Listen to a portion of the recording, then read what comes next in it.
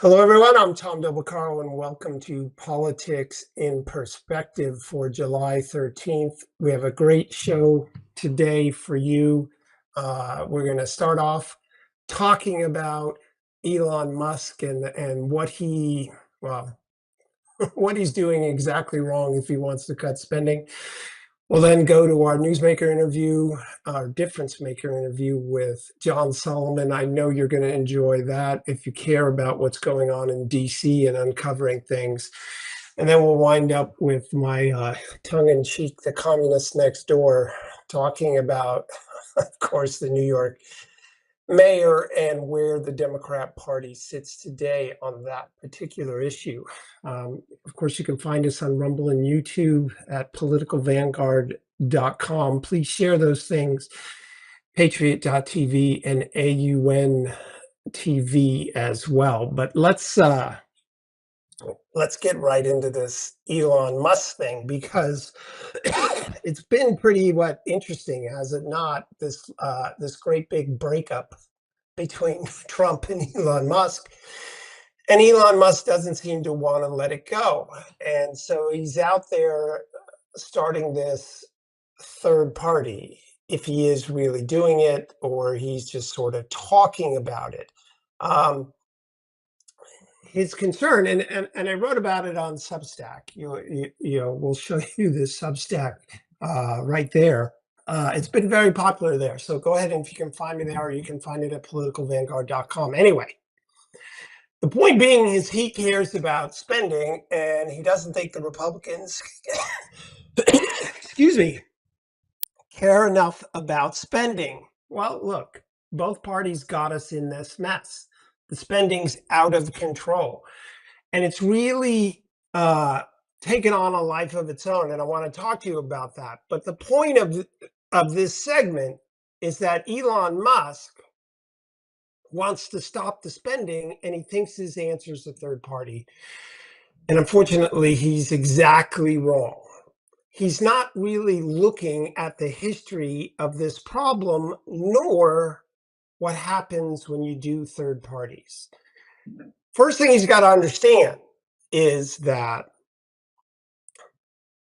the story of American spending at the governmental level, and if we can put that slide back up, you'll see that starting in the late 60s, going into the 70s, is when spending in America, federal government level, takes off. And then, of course, at the end, you see it spike straight up during COVID.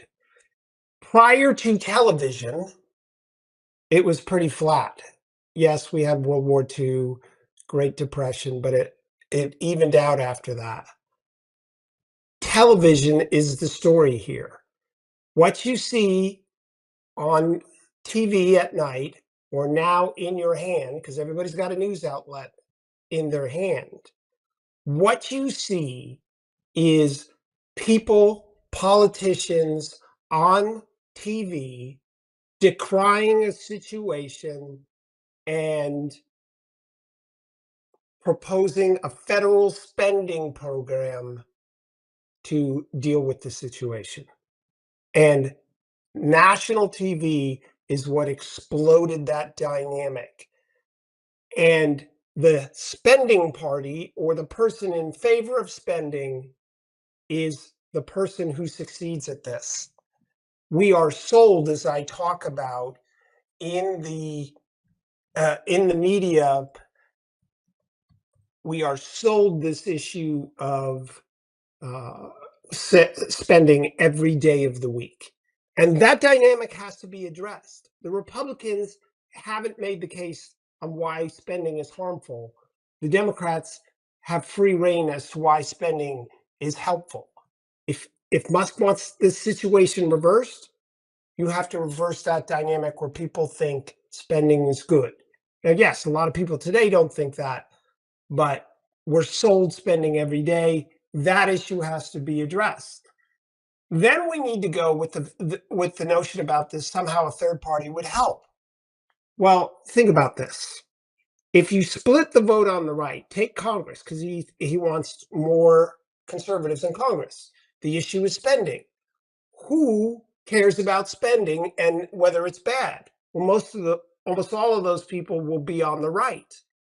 But if you hold a congressional seat anywhere, California, Georgia, anywhere, and the Democrats put up one candidate, but there are two running on the right, and he starts a third party, and that third party person makes it to the ballot, then of course the single Democrat will beat the two on the right because they will split the vote, and the swing seats will go to the Democrats. And then they take control of Congress. And as we all know, when the Democrats control Congress, they propose a lot of spending. So the way this works in reality is that the party that is divided loses elections. Look no further than Bill Clinton. Bill Clinton won the presidency twice doing what? Not getting to 50% of the vote. Bush Sr., because he raised taxes, broke his promise. Bush Sr., by breaking his promise and continuing to spend, for those of you who don't remember, he claimed he was going to get $2 in cuts in spending from the Democrats for every dollar in tax breaks. That didn't occur. The spending went on. Perot came in and ran his Reform Party on fiscal sanity. Okay, what happened? He got enough of the vote to get Bill Clinton in there, who didn't get to 50%. Go back to the late 1960s. The Democrats were divided over Vietnam. When the divided parties don't win elections. Who won the 68 election? Richard Nixon, who some people thought was done with politics when he lost to Kennedy.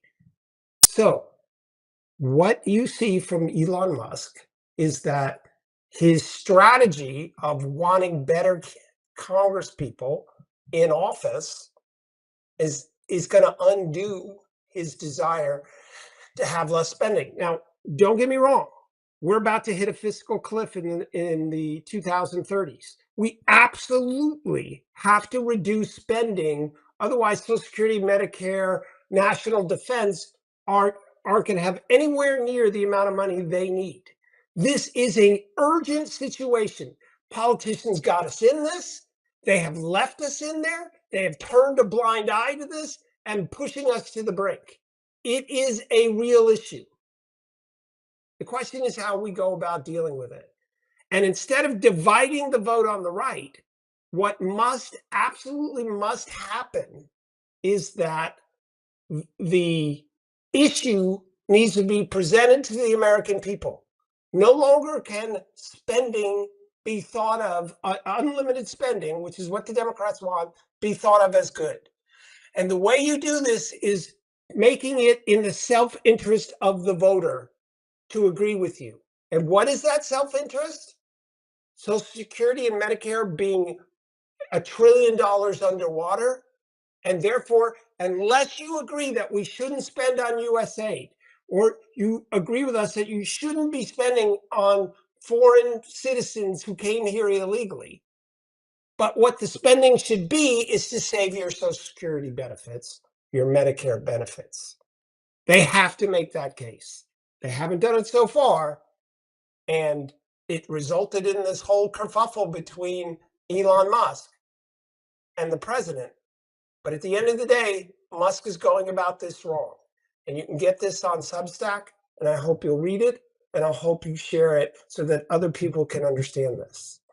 Next up, we're going to have our difference maker in John Solomon, the guy who did so much to uncover so much about what's in DC. Let's hear what he has to say about Epstein, Hillary, Brennan, Ray, on and on. Thanks for joining us this week. We'll be right back.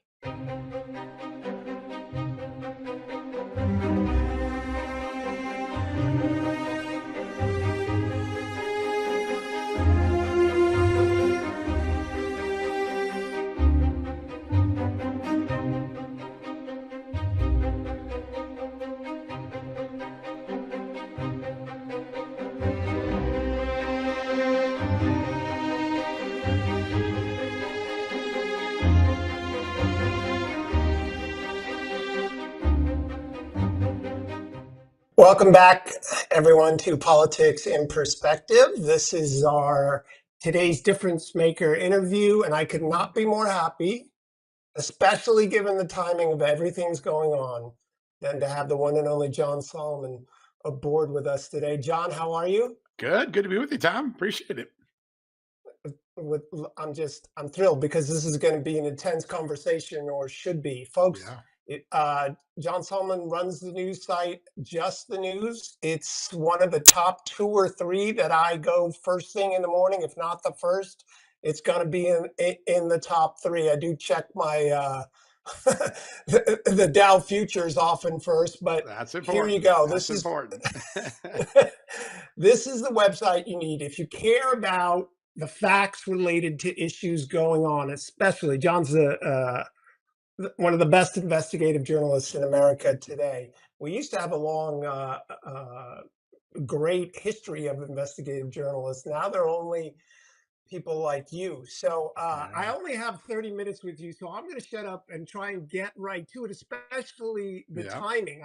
I looked this morning. I'm going to ask you 2 big questions, at least in my mind. Why on the right don't these wind up in convictions? I get asked that yeah, uh, all of the time, yeah, that type of thing.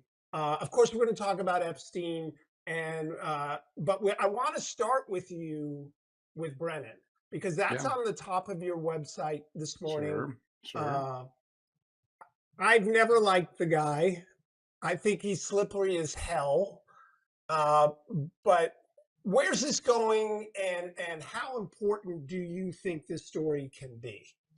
I think it'd be very important, and I think in the next 2 weeks you may begin to see some really interesting developments that look like a real accountability investigation. I think it is possible in the next couple of weeks that there'll be an announcement of a special counsel, a special prosecutor, who will take the period from July of 2016 all the way to the election of 2024 and look at whether it was one ongoing conspiracy to harm Donald Trump's civil rights, mislead the American public, and hijack elections. And those elements of that conspiracy could include everything from the very first act. And people forget that Brennan Obama's first act is the most important act, and it often gets left out of the script of what we talk about on a daily basis. But in mid-July of 2016, the intelligence community intercepted information that Hillary Clinton had authorized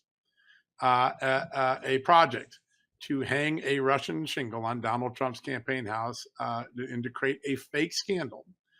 That is days before the FBI opens up the Russia collusion case known as Crossfire Hurricane.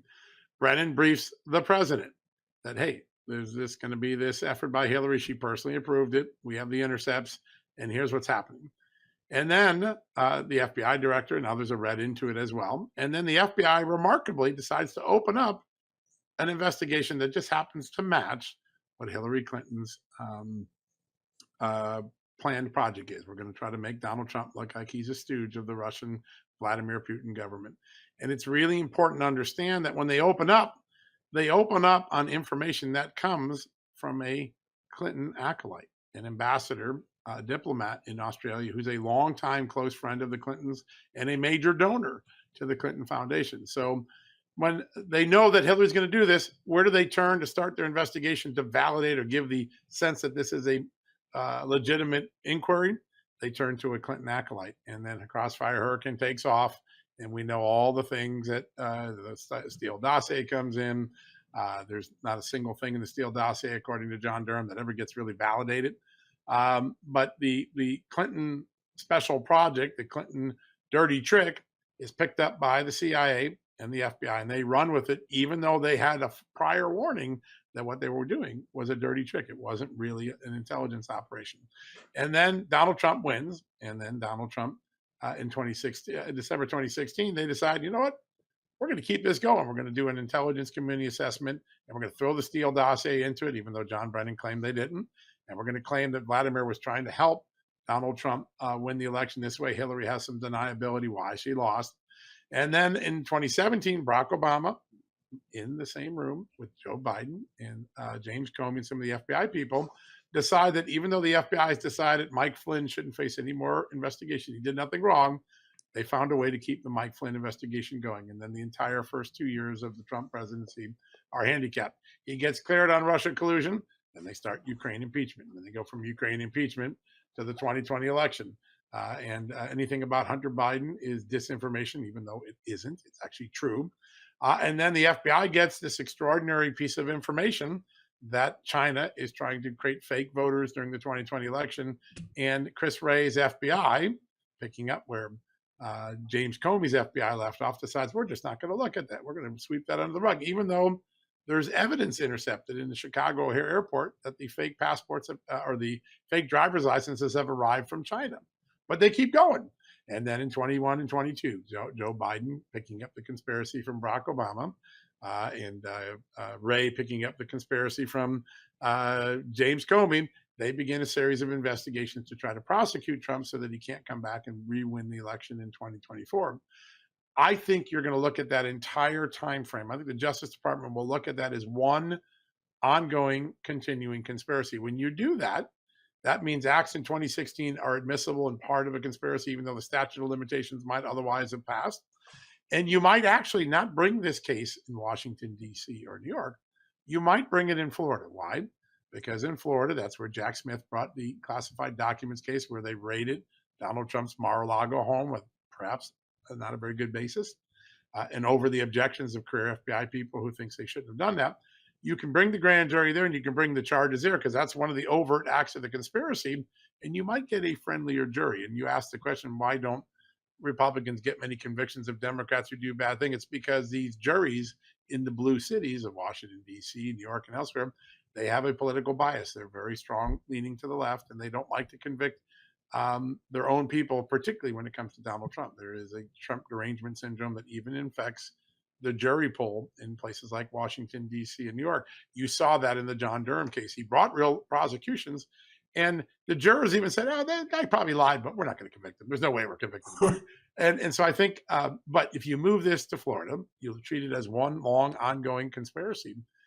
This could be a moment of extraordinary accountability. You can have indicted and unindicted co-conspirators, and the American public will realize just how corrupt the last 10 years have been inside the FBI, the CIA, and the Democratic Party. So I want to follow up. I do want to make one point, because as soon as it came out about Hillary, I Yep. was on everywhere I could be saying her payment was a campaign finance Yeah, violation. that's right. Because I ran for U.S. Senate, as You you know. know. I had a rough understanding of the law, right? Not as, it's not my specialty. Right? But she misidentified that on purpose, because Yeah, it wouldn't have come to public until after the election. that's right.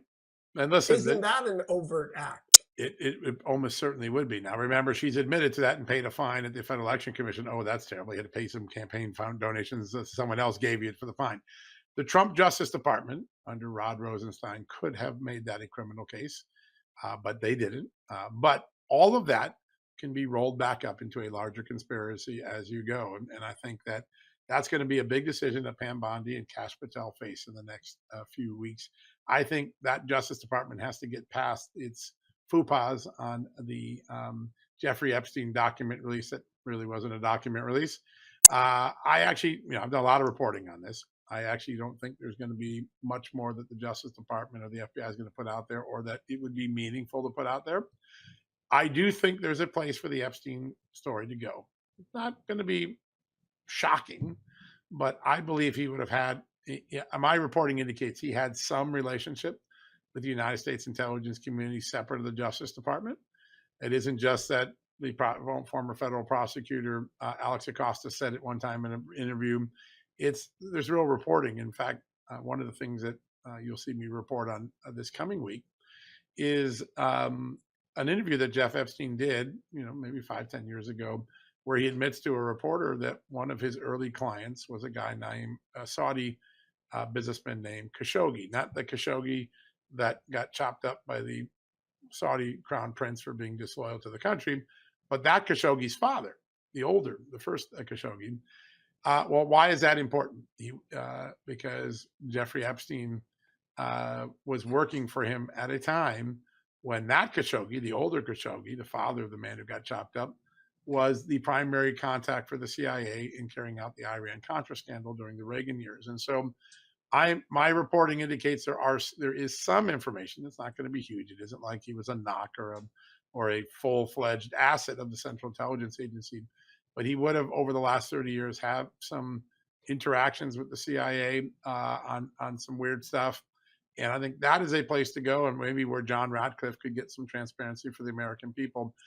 I think the Trump Justice Department has to get that stuff done, get over their mistakes. They made some bad mistakes, get it out there, let's pivot to this conspiracy case, which I think is really a big opportunity. And on that conspiracy case on Monday, I mentioned, and you probably saw the story, the FISA court did something very unusual. The spy court, the one that authorized the warrants against Carter Page and the Trump campaign and Donald Trump, they earlier this week allowed the FBI, they agreed to Kash Patel's request to work with Kash Patel to get really super sensitive stuff that's never been released in the Russia collusion case. I mean, a lot's been released and it's really ugly, but there's some other stuff still secret that hasn't been released.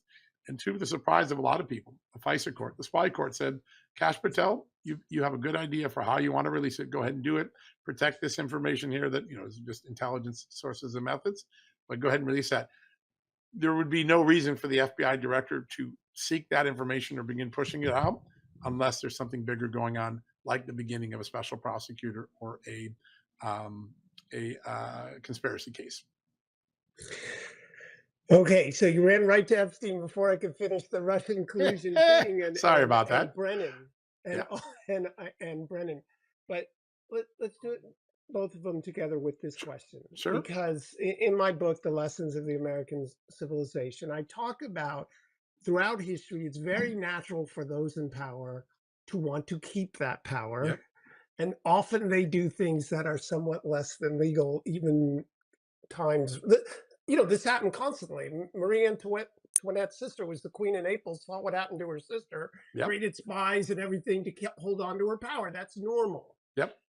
Okay, so we live in an age where the government's protecting itself from American citizens. Hmm. That's what I say. So I'd like your comment on that, especially since, John, I mean, I sit here, I write books, I make commentary about this. But you walk around Washington, D.C. with a shovel, uncovering things. What Yeah, is that like for you? What was it like during the whole time when Biden was in office and yeah. otherwise for you to be doing this? Um, it's rewarding, first off, because there's nothing like the truth to set the country free or to give it a better way of making a decision. You said something important, which is that the bureaucracy, the government, the elitist in power, they're trying to find a way to control the American people. They didn't want to accept the judgment of the American people in 2016 that they wanted Donald Trump. They didn't want to accept it in 2020. And they sure as heck didn't want to even face the notion that Donald Trump could come back to power in 2024.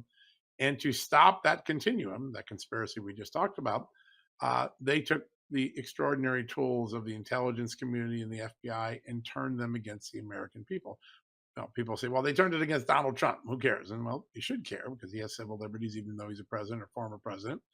But they really were turning against the American people. They were trying to fool the American people into thinking that Donald Trump was someone he wasn't, a Russian stooge or a Russian spy or a disloyal American, in order to keep power or to extend things. Obama's continuation was to get Hillary Clinton elected. And when that got interrupted, Obama's goal to continue his power line was to go back to his vice president, Joe Biden.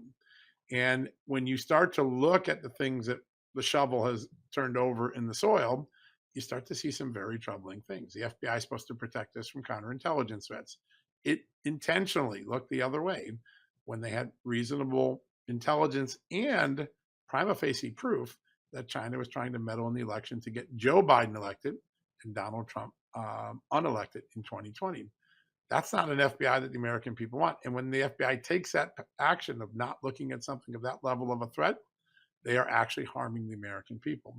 When the government goes out and uses the color of intelligence to say Hunter Biden's laptop is a Russian disinformation operation, when it wasn't, they've turned the weapons of the American people against, or the powers and tools and weapons that they created for intelligence against their own people, the American people. And there's a moment in my reporting in March of 2017. I've said this a couple times. People find this story fascinating. I'm working alongside the great Sarah Carter. We're working side by side to unravel the beginnings of what that time was an unmasking scandal. The Obama administration was looking at American intercepts overseas without getting a warrant by just unmasking the conversations. It's a loophole in the civil liberties protection. It should be closed, but it isn't even to this day. But as I'm breaking that, I come home. It's about 11 o'clock at night, and there is a government blue car with government license plate sitting up on my mailbox. And I pull into my driveway. It's almost 11 o'clock because I just gotten off Hannity's show in Washington. Go back to my house, and these two guys get out and they say, "You, John Solomon?" I'm a little nervous. Like, "Oh God, are you arresting me? What's up?" And they're like, "Hey, you're at the tip of a very large iceberg, and the future of our country's security, the future of our country's integrity is at stake, and you need to drill down that iceberg and tell the American truth." I'm like, "What in God's name are you guys talking about?" This is like some esoteric, what, where thing is like, listen, I just got chills listening to you. I got chills when I was sitting in the drive. Let me tell you, I didn't know if I was going to be, I don't know who these guys were. I remember my wife looking out the window and then, oh no, I didn't want to get involved in this. She just closed the window, left me all alone out the driveway, which I always tease her about. But these were two patriots. I suspect they worked for the National Security Agency, though I'm not sure, but they made some comments that suggested they were Air Force birds. But they said to me, our agencies are given these very important spy tools to protect America from counterterrorism threats and counterintelligence threats. And they were hijacked, these tools, to carry out a political dirty trick in the 2016 election and beyond. And you need to unmask that, because if it doesn't get fixed, two things are going to happen. The temptation to do this again will accelerate. And two, one day Congress might look and say, "That was such an egregious act. We're going to take these tools away from you." And then you and I are not going to be protected from the terrorist or the intelligence threat that these tools were meant to protect us from. And I had no idea what they were talking about. I really hadn't done much on the Russia collusion case up to that point, because all my FBI sources, to a person, said there's nothing there. There's no big there. Just like Pete Strzok wrote in his secret text messages to his lovebird. No big there. So I kept hearing that. And then I realized, well, maybe there's no big there, but maybe what these guys are talking about is that. So I stayed up to 2 or 3 in the morning, and I sent everything I could remember, because I didn't have a notebook when these guys caught me in the drive-in. I emailed everything to Sarah Carter. And that's what set us on our 2.5-year journey, where basically we went head to head with the CIA and the FBI, and were able to prove that they were lying to the American people. We were telling the truth to the American people. I think about those men often. I don't know their names. I never saw them ever again. But it takes an extraordinary act of courage, an extraordinary act of patriotism to show up at some reporter's house and say, "We know something. We can't tell you a lot because a lot of it's classified, but we think you're the guy that, or you and Sarah, the team that could go break this. And we're just going to tell you a little bit, and then you go get it."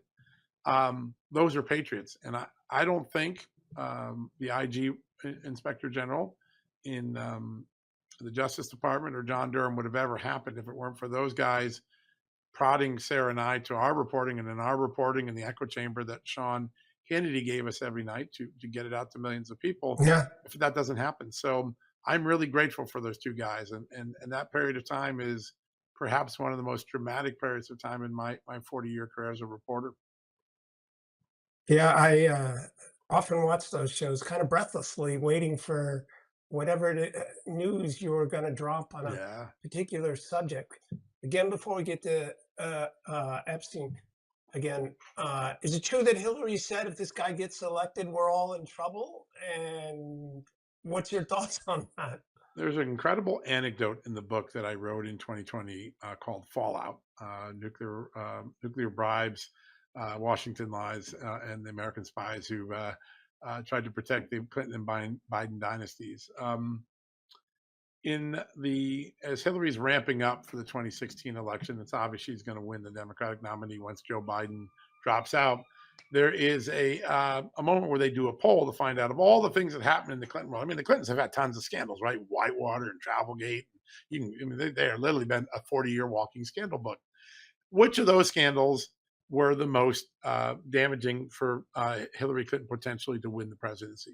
And the poll came back with an unexpected result. Everybody thought the result was going to be the email scandal, which, by the way, I broke in the summer of 2015 at the Washington Times. But it wasn't. The polling came back and said the thing that Americans were most concerned about was her family's relationship with Russia. Remember, Bill Clinton took that $500,000 speech fee, and the Clinton Foundation got lots of money from the Russian uranium company, and John Podesta got some investment from Russia for doing clean energy, and they were all compromised by the during a period when Russia and the Obama administration were playing footsie. And it turned out, to the surprise of Hillary's campaign, that it wasn't the email scandal that was the mortal threat to her, it was the Russia threat. And it is that poll, my book reveals, that drove Hillary Clinton to invent, and her team, to invent the Russia collusion narrative and try to hang what was on her, project what her sin was, being too close to Vladimir Putin, too cozy, and try to project that in a fake way on Donald Trump. And that's the beginning of that entire thing. Now, there's no doubt that Hillary Clinton um, didn't want Donald Trump to become president, but when they begin looking at the dirt on this, when they're trying to search for the dirt on Russia, it wasn't clear that Donald Trump was going to win. They were looking on dirt at Marco Rubio, and they were looking at dirt on Ted Cruz and some of the other people they thought might be able to win. And they just wanted to find a Russian shingle, and then whoever the candidate was, they were going to hang it on them. And it just, to the amazement of even Hillary Clinton, Donald Trump ends up winning the primary, and that's when they put this Steele dossier and other things into motion. Hillary Clinton is a major conspirator in that story I just told you, just like Barack Obama is, though he often walks away unscathed in the media coverage. You got John Brennan, and you got James Comey, and then you got the Lovebirds. It's a really large Christopher group of Wray. people. Christopher Wray, because he allows a lot of this to go on, particularly in 2020, post Russia collusion. Christopher Wray was smart enough to figure out Russia collusion was BS. By the way, Bob Mueller figured it out right away. One of the little learnings I learned, it's in my book, is within a month of him becoming the special prosecutor, he looked at the Steele dossier like, "You got to be kidding me! This is what we use. This is what." He said to someone I knew, "I would never have allowed an FBI investigation to be opened up on this shit or crap." Pardon me, I'll use a little sorry, but You can use that. he was like, "You got to be kidding me! This is what they did." And Bob Mueller, anyone, and even Chris Wray understood that Russia collusion was pretty much bogus, and a lot of people were kind of embarrassed how it wound its way through. But then Chris Wray turns a blind eye to the China stuff, and Chris Wray allows the raid to go on of the Mar-a-Lago house, and so yeah, you start looking at it, and again, whether it's a criminal conspiracy will be a decision of a grand jury and the evidence that supports or doesn't support it. But in a political conspiracy, those are the conspirators, and I think history will look back, if we're lucky enough to have the American experience still going on the 300th birthday of America. They may look at this 10-year period and saying that was one of the darkest and potentially existential threat political errors in American history. And wouldn't it be worth it, even if they don't actually go through the indictments, to get all of this sort of organized and people Yeah, can see what went on? You may I not know agree. this, but in 2016, February, no, or 16, I wrote a long Forbes piece, the two timelines for the Clinton investigations and the Trump investigations and how Yeah. they neatly fit together, da da da da da. Da. It was enormously popular for 24 hours before Forbes took it down and eventually fired me, Wow. saying I had no right to even though I had posted on national politics for years, and there was over 1 million views or whatever it was on that, and suddenly it was gone, and I asked why. Oh, you don't have a right to. It's not, nothing in it was inaccurate. No. I detailed it. All right, Epstein. Let's I stop there won't. just for I 1 second, because what you went through, Tom, is another part of the conspiracy, and I want to build that into it, and I didn't do a good job of it. The censorship machinery that was built starting in 19. I was the very first target of the censorship machinery for the Biden years, when they tried to make my Hunter Biden stories at the Hill look like they were Russian disinformation when they weren't. And obviously, history has proven I was right. But here's a guy. I was 30 years a reporter. I've won almost every major award in journalism 2 or 3 times. I've gotten, I shepherded two Pulitzer finalist projects at a conservative newspaper, which the Pulitzer is never considered conservative newspapers very often. And all of a sudden, my entire industry looks at me and says, "You're a Russian disinformation artist, and you don't know anything about journalism anymore," which obviously wasn't true. I And then remember seeing that. yeah, and then you remember what they did to Miranda at the New York Post when the Hunter Biden laptop comes out, what they did to Rudy Giuliani, what they did to you going all the way back to 16, because a timeline was the easiest way to understand the conspiracy. That censorship was another part of it. And by the way it was carried out is right out of the textbooks of our U.S. intelligence agencies on how we create strife and disorganization in our foreign enemies. It's called psyops, and one of the things you do is you start to create doubt that someone is actually a disinformation artist, and you censor them, and then you create it. Those tools that were created for America to fight an enemy are turned inward on us, and the people that are using it, the FBI guy in San Francisco telling Twitter who to censor every day, the NIH and the HHS and Dr. Fauci and all those people on COVID. Um, Government agencies took tools that were supposed to be used against our enemies and turned them once again against the people of the United States. Real quick, you said the Democrats kept saying at the time, "Oh, you're taking these things out of context with Yeah, Hillary and Trump." So right. I did this very exhaustive timeline, and as soon as it was taken down on Twitter, they're like, "What happened to Del Bacaro? Like, Yeah, is he still?" it's All right. terrible. It's terrible. Last night, I went to your website again. Yeah. I go a couple times during the day. Oh, thank you. Dershowitz, Yeah, Epstein yeah, says the docs exist. Is he going to let go of this? There it is, right there. yeah. Listen, I think people are talking past each other, and again, on many things. I'm a reporter that actually investigated a federal prison suicide and showed that it was a murder, and eventually that family won a major settlement. So I know what it takes to get the evidence to show that someone who was looked to make he commit suicide actually was murdered. I don't see the elements of that in all the reporting I've done in Epstein. I think the FBI's conclusion, not perfect, and by the way, whatever went on in the prison system is disgusting there. I think people turned a blind eye. Maybe Jeff told them, "I want to kill myself tonight," so look the other way. But I do think the preponderance of evidence, as I can see right now, points more to suicide than any other option. It's not satisfying to people, but I'm stuck with facts because that's all I know as a reporter. In the in the body of evidence about what the government has and doesn't have in its files, Pam Bondi did a great disservice to the American people by first having that silly little gaggle with social media influencers and giving them nothing and making them run out and say they had everything, then saying she had the client list when she didn't, and then it's just engendered an enormous amount of distrust in the process. By the way, the FBI, Dan Bongino and Kash Patel, found every single document the FBI has ever possessed, some which had been hidden from prior efforts. The FBI is not trying to cover up anything, and I don't really think at the end of the day, Pam Bondi has anything to cover up. I do think the vast majority of what's not released is pornography and sex tapes and things that would violate the privacy of Americans. You couldn't release them under the color of government.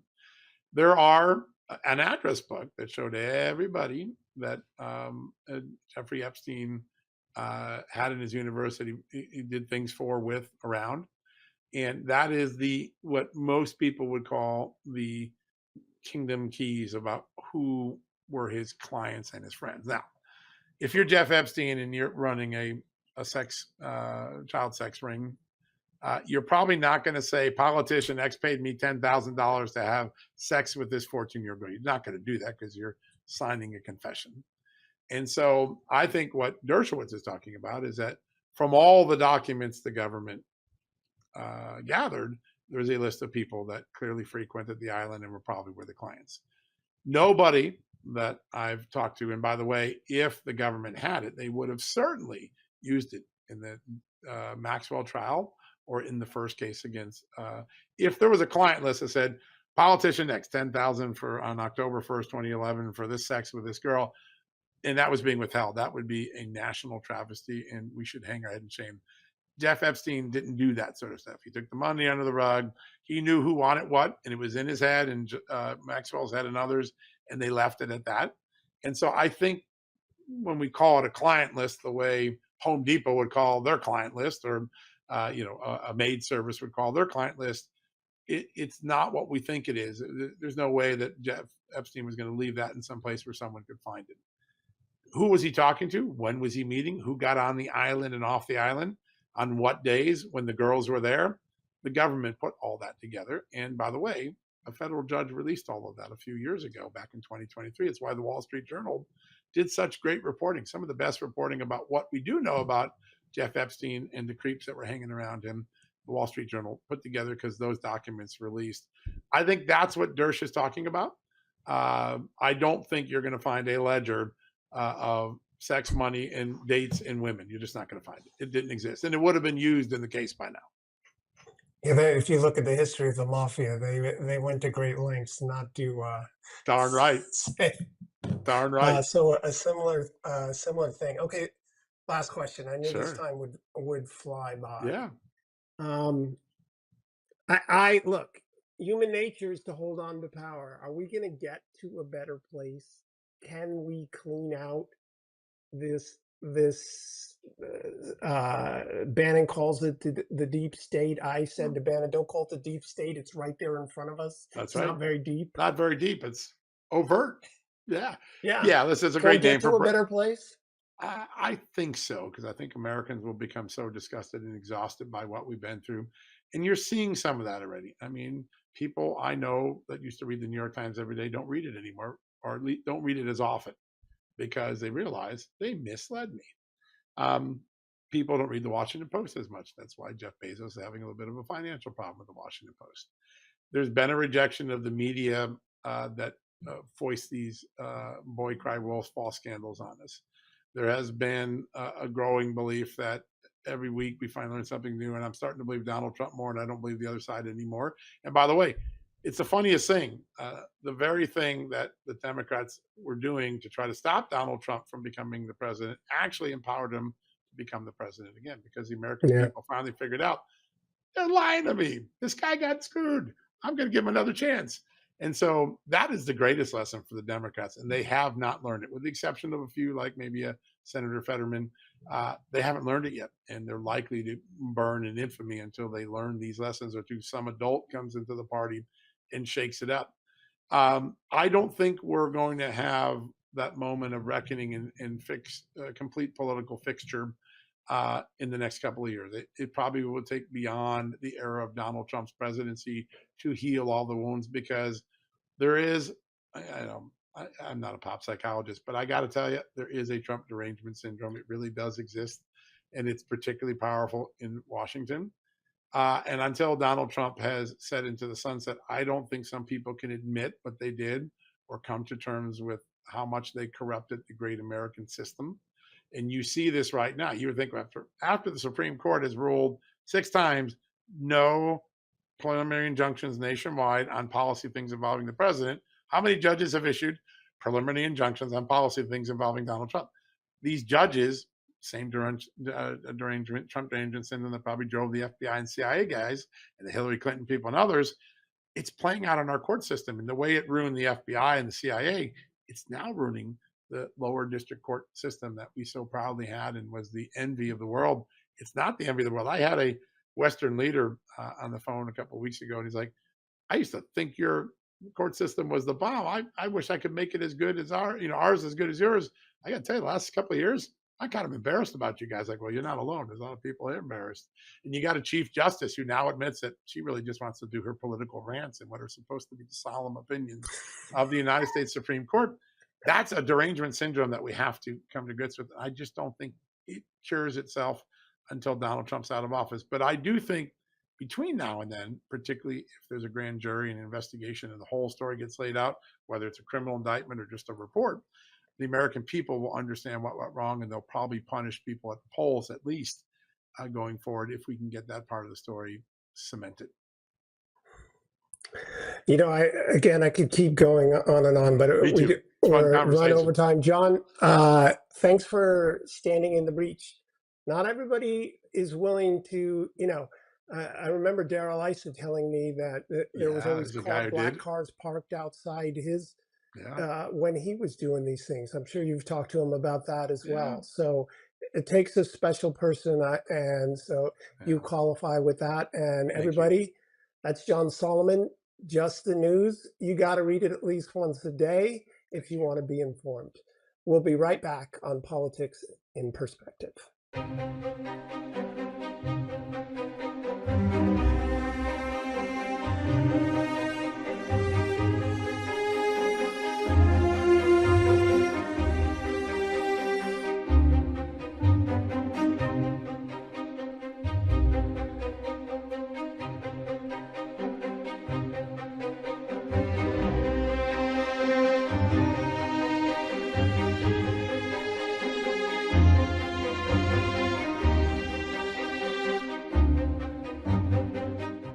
Welcome back to Politics in Perspective. I hope you enjoyed that conversation with John Solomon.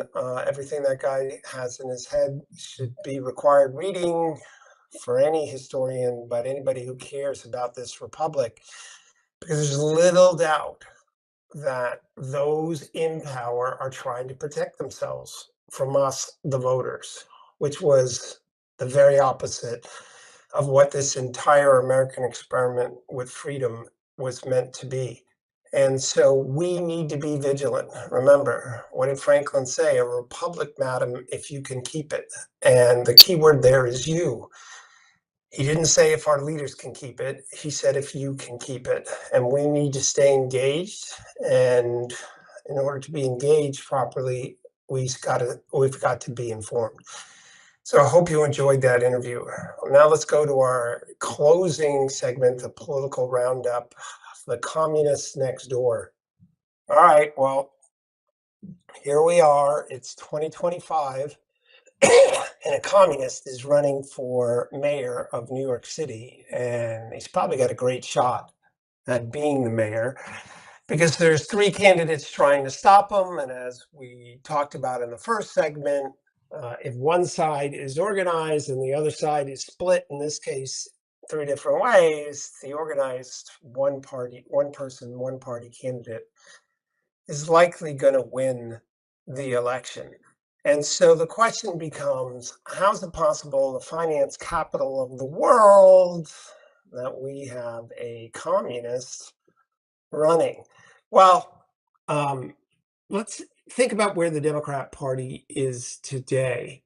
And if we could put up a slide here with regard to patriotism in America, you find that the Democrat Party in 2005, this is during President Bush, okay? 81% of Democrats thought they were proud of their country. It's now 2025, 36. 36% are proud of their country. Remember when Michelle Obama said that I'm finally proud of my country. What does the Democrat Party, what do they preach every day of the week? What do they preach? I'll tell you what they preach. Class envy. It's the rich have done this to the poor. There's a transfer of wealth from the poor to the rich when there's the tax reduction. Totally absurd. The poor doesn't give them anything. The government just takes less. But that is a constant theme. And if we can now put up the Ayn Rand uh, clip here, or my Facebook post where this issue is discussed, because Orwell thought that the government would impose this mind control, yada, yada. They do. We just heard John Solomon, the way they run these psyops. They are doing that, right? But what Ayn Rand spoke about is critical here. She said no, that envy would be the word. And at the top of this, you can see on my Facebook post, uh, the historian Will Durant was talking about the dynamic of the end of Greek democracy. And what happened at that time was they had, like the United States, they had a National Assembly, and it was taken over by the very liberal party of the time. It wasn't called liberal then, but you would recognize it as being very liberal. And what they did was essentially voted the coffers or the wealth, the richest money into the state coffers, and it was completely along class envy lines or class warfare, saying it was the rich who did this to the poor. And so this huge class warfare occurred between the what you would recognize today as a conservative element in Greek democracy versus the liberals. And it got out of hand. It wasn't just legislation. You literally had mobs of people going around and in some case killing uh, the rich and stealing their possessions. But the issue was back then this preaching of envy. The Democrats say this all the time in America today, which leads us to this joker who is not going to be a joke for very long because he's going to be in office. And if we look at his thought process, now keep this in mind. He lives in a very wealthy neighborhood. He lives with his parents. He's 33 years old. We're going to have the first kid living in a basement, going to be mayor of New York City. But let's look at one of his comments about what he believes. If we want everyone to be full participants in the economy, we need worker ownership of the means of production. Those are the key words there. If you don't recognize them, means of production, worker ownership. Let's go to the next. And what do you have? This is Karl Marx. Workers could be liberated from this experience by seizing the means of production. If you use the phrase means of production, that's at the heart of communism, Marxism, means of production. Well, there you have it. This is a kid living with his parents who believes in the core of communism. And Ayn Rand warned us about the core of communism, what it would lead to. She said the difference between communism and socialism is that socialism is voted into office, communism is a different means, but she would say that it's the difference between murder and suicide. You wind up dead economically, politically, and freedom either way. And am I saying that America is going to be communism next week or next decade? I'm not saying that. But what I am saying is it's important to understand how you get there. And in our next show, I'm going to go over years ago in 2019, I wrote a piece for Fox about the 9 steps to socialism. We're going to go over some of those steps. But for now, thanks so much for joining us. Again, we'll be on patriot.tv, AUN TV, Rumble, YouTube. You can catch this show. You can get the link for it at politicalvanguard.com. Thanks so much, as always, for watching Politics in Perspective. I'm Tom Del Beccaro. Enjoy the rest of your evening.